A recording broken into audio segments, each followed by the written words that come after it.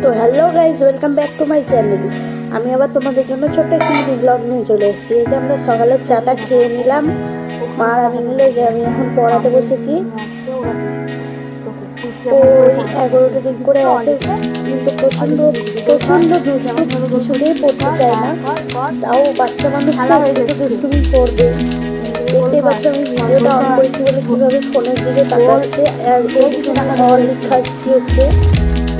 এই সময়টা আমার একটু মাথা গরম হয়ে গেছিল, লিখছে না ফোনের দিকে ঘুরে বসেছে। তাই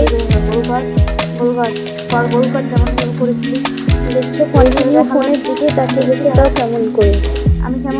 তারপরে আমি দুপুরবেলায় ওকে পড়িয়ে নিচে নেমে এসে ফ্রাইড রাইস আর আলুর দম রান্নাটা করেছিলাম। এই যে গোপুদের ভোগ দিয়ে দিয়েছি দুপুরবেলায়। সরি, এখন আমি ওদেরকে খাই দিব।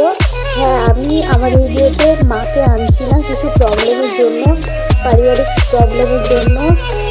কিছু মানুষ সহ্য করতে পারছে না যে আমরা এইভাবে ভিডিও করছি। সেটা তোমরা যদি চাও তোমরা আমাকে কমেন্ট করো। যদি আমার মাকে দেখতে চাও তাহলে আমি অবশ্যই মাকে ভিডিওতে আনবো।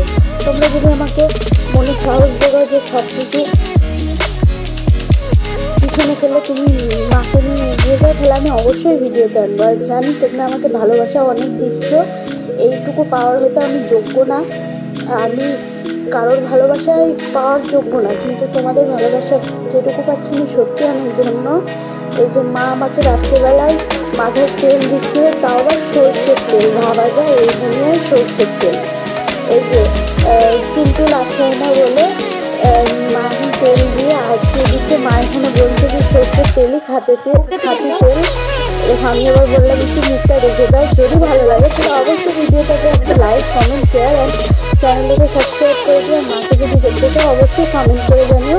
এই যে সন্ধ্যেবেলায় আমি ওদের ঘুম থেকে তুলেছিলাম, তোলার পর আমি ওদের ভোগ দিয়েছিলাম লুচি আর আলুর তরকারি।